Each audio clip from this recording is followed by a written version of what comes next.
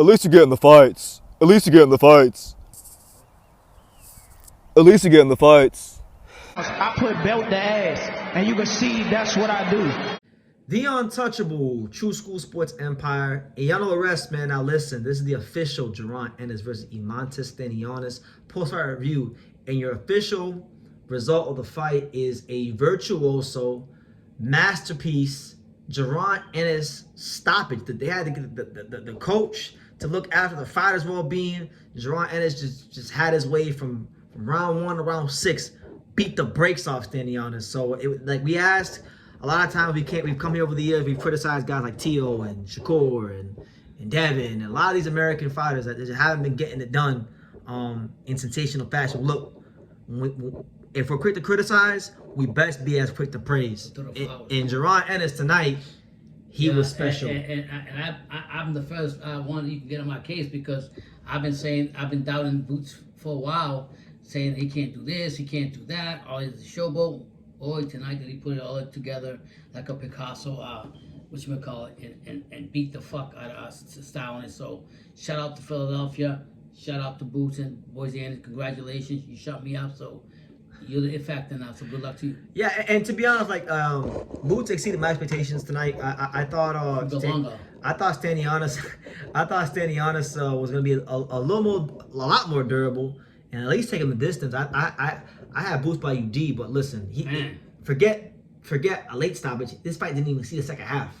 No. And that's what we asked for in boxing from a top tier upper echelon superstar. So listen, Boots is now the unified WBC or not WBA, IBF, and Ring Magazine champion of the welterweight division. So right now, as far as I'm concerned, especially with that performance, he's the guy right now to beat at welterweight. Yep. And like, there's been a lot of talk about what he'll do next. We just got off a live when we were just saying this on the live pops. Mm-hmm. I think now that Boots has done his job with Stanionis, this is where Eddie Hearn got to do his job, because now you put this guy at Boardwalk Hall in Atlantic City. You saw what he brought to the table. You need to now back your talent 1,000%. Mm-hmm. And if you got to overpay Barrios next, which I'm telling you right now, anything under $3 million is not going to get it done. Right. They're going to want $3 million plus to fight Boots. So you need to get Barrios in the ring, do what you got to do. If you got to get no man in the ring, you do what you got to do, because you back your talent and you believe in what you just saw against Stanionis. If not, I feel like they're playing a dangerous game with if they make him fight Giashoff or Lewis Crocker or Josh Taylor. These are all other options that I think Matchroom will present the Boots if they can't get the champions. And I just don't think those are good options when you have a guy who is good enough to beat the other champions, and a guy in Boots who really and truthfully is big as hell for the weight class, and you don't know what fight it could be where he's weight drained or even gets severely affected. So I'll just say one thing that we were talking about.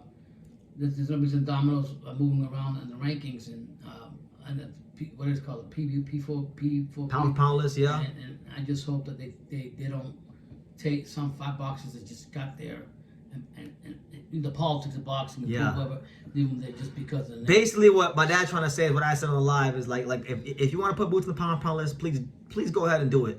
Just don't you touch our Ken Shiro Taraji. Leave Ken Shiro on that list. He earned his spot. What Boots just did tonight, Ken did like 3 years ago, right? So just saying that, right? But as far as the fight, just to give the synopsis on the fight, I like that Boots box a lot in this fight. Yeah, the first few rounds, Stanionis was throwing that jab. He was catching Boots left and right, and I said, as the fight goes on, if that continues, he's gonna hurt Boots. But Boots, like you said, his engine's not going yet. He's gonna get it going, and he did that. He kept switching from southpaw to orthodox, back and forth. And I'm like, I think he's just confused. He doesn't know what to do. Like, damn. What I seen with my eyes, I was like, holy fuck, where did this come from? Yup. And he worked very judiciously and very economically behind the jab to the stomach. He wasn't putting everything on every shot. And that's like something that I always like talk to, like when I'm in the gyms and some of these fighters ask like what could they improve on. It's like a pattern I see with a lot of fighters is that every fighter loads up and they throw punches at the same speed. But the really good ones, like the ones I've been around, the ones best ones in the history of boxing, they're very good at like they know when to throw. Like it's like baseball. Like you can't just throw the fastball down the middle all the time. Sometimes you gotta throw the change up, throw the slider on the inside, throw the curveball, then throw the fastball. And so that's what Boots was doing with Stanionis. You know, sometimes he would touch him to the stomach lightly with the jab. Sometimes he would throw a triple jab, but not really put anything on the punch. Sometimes he would load up with the straight left hand to the body out of the southpaw stance. And then when he really had Stanionis hurt, he was like sitting down, like ass to grass, digging down to the liver, digging down to the stomach, and like these are the things that make him really, really good. He said he knew Stanionis was short, but he fought shorter. By shoulders. In the So he had to really sit down. So he had to really sit down. And when he knocked when Stanionis went down, it was an uppercut. Boom, boom, boom, boom. I'm like, holy fuck! Like, but he did what he was supposed to do. He played. He fought to the size of his opponent, and he took him out like he was supposed to. At first, I thought he was showboating in the beginning of the fight. So I told my son, I hope we don't keep showboating. He's gonna get caught with something. That's how he fights, though. That's how he fights. When he feels good, that's when he's doing it. And so Brett told me that you haven't seen it. He said, first of all, this is the first time I see you pick a fight. Like you never even seen a fight. That was different. That was different. And now you're telling me, that he sat down with those punches and did it, but he did that because I didn't think he was hurting Stanionis. But then when my son said that he was bleeding, he said he's hurting him. Yeah, the main pillow fisted shots. I thought they were like. Nah. He's switching the speed of it. So that's why on tape on the TV, it may not look like that because he's suddenly changing the speed of his punches. Right. But like by the fourth, fifth round, he's digging in that body. He got him busted up. Man, I seen him. Let me ask you this one question, Pops. After that performance tonight, is Jaron Ennis at this moment in time, in your opinion, is he the #1 welterweight in the world? Right now, yes. Yep. Yes. And rank them. Rank the champions. You got Boots. You got Norman. You got Barrios. I'm writing with the only reason I'm gonna put favorite out of all of them is because Boots got the Ring Magazine belt, right. And that for me personally means a lot, and it has a lot of history, except for how he got it this time, but. Because of that, and he showed me a part of him that I really haven't seen before.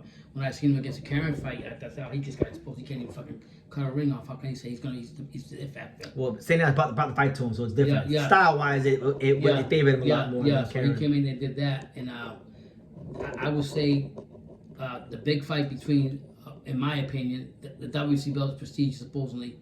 So Barrios? Taking Barrios, he can take that fucking thing, beat the shit out of Barrios with his right hand if he wants to, or left hand. Whichever hand is weaker, he can probably beat Barrios, because that's how I feel about Boots. But whichever one he fights, with this him, with this Norman, and even Jin Sasaki, it's not gonna be easy walk in the park. Yeah? Yeah. And so I would say he's #1. Boots is #1 right now because of what I just told you. And then from there, I would say Norman. And then I would say even with Barrios having the WBC belt, because I don't think his skills is as good. So he's 3? Yeah, 3. Would you rank Jinzaki or Barrios? You're fucking right. He's been there too long. I don't get that free lunch. Like, I don't want to put down Barrios, but like, I thought Barrios lost to Abel Ramos. Yeah. I didn't think he beat Abel Ramos. No. Mono Ramos is good, man. No, Abel Ramos. Not Jesus. You think Jesus? Abel Ramos. He fought on Mike Tyson, Jake Paul on the card. He lost. I thought he lost that fight. I think that I'm happy. I don't get mad about these fighters making money off the fights, because it's not their fault that their names get up there thrown in there to the other big names to fight the opponents they have actually to be legitimate to be fighting them. It's like, for example, Canelo's taking all these names, he's fighting. He doesn't care about them motherfuckers, but he's giving them an opportunity for them. So I'm not mad at them, because it's not the fighter's fault that they got picked out over half of them. Correct. You know? So, but for me, I like to see like legacy, like I see Boots tonight. versus Norman, 3 belts. Like what I would like to see happen in a perfect world, because I know Brian Norman. I saw an interview with Brian Norman was talking about fighting Barrios. I would like to see Brian Norman fight Barrios and be in another big fight, get more big fight experience. Mm-hmm. If he can, I would like to see both guys going with 2 belts. You know, so that way it has at least the feel. I mean, I know Boots is going as a favorite, but at least it'll have the feel of a 50-50 fight. Exactly. But as I said on the live, guys, I'm gonna say here in my post fight. So if you made it this far, what I think is going to happen at welterweight, and it'll be fun to go back and revisit this in a year or so. Mm-hmm.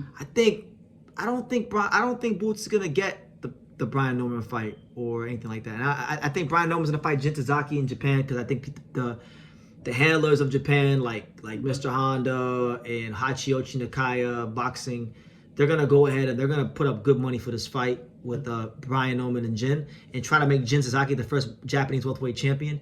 And I think Brian is going to take the money because the money will be good. It'll be very, very good, and it'll be a chance to build the Brian Norman Jr. name up even more.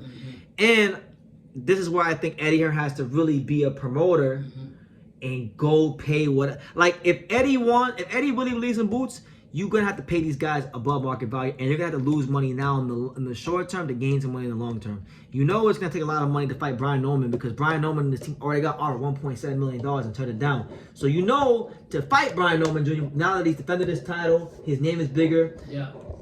It's gonna be $2 million plus. Yeah. Right. And for Barrios, I'll tell you guys this because I interviewed Jaron Ennis during the week of the Canelo Berlanga fight, and Bob Santos was Barrios' trainer. Got in the interview. And I asked him, I said, hey, will Barrios fight Boots? And he joked around and he said, yeah, for like $100 million. But tongue-in-cheek, he's saying pretty much that it's going to cost a lot of money to fight Boots because they know they're not going to win. They know more than likely they're not going to win that fight. They'll give up their best, but they're not going to win that fight. They're going to be selling the belt pretty much. So they want to get paid handsomely for it. And so you know this as Matchroom Boxing. You know this as Eddie Hearn. You better get your money right and overpay if you have to, because after what you just saw, there's not a listen. If you're Eddie Hearn, there's not a welterweight in the world you should be scared of at all for Jaron Ennis. Line him up, and if he comes like that every fight, he should be able to knock them all down and become the undisputed welterweight champion of the world. You said Eddie Hearn made a mistake with that when he had Andre. Don't do the same thing. I was saying because he had Demetrius Andrade and Boots' career up until now was looking very much like an Andre, fighting a lot of insignificant fights. Now you can't, like, life has a way of putting you in the same situation twice. You can't make these same situations twice. So Eddie, do what's right. Boots did his part. Now it's time for you to do your part. And I'll leave it at that. Congratulations to Jaron Ennis. A true virtuoso performance. One of the best performances I've seen in the last 5 years in boxing. He deserves every last bit of praise bestowed upon him. Last thing, if you're going to put him on the pound for pound list, do not take Ken Shure off the list, who just got on the list. Take out Devin Haney. He hasn't won a fight since December of 2023. Take him out. Let him earn his way back. Let Ken Shure be on the list. Let Boots get on the list. He did his thing tonight. He's unified. And yeah, leave your comments down below. Make sure you guys take the time to subscribe. And like I say in every single one of these videos, you can love me or you can hate me, but I'm just a kid from Daniel. So until next time, take care, guys.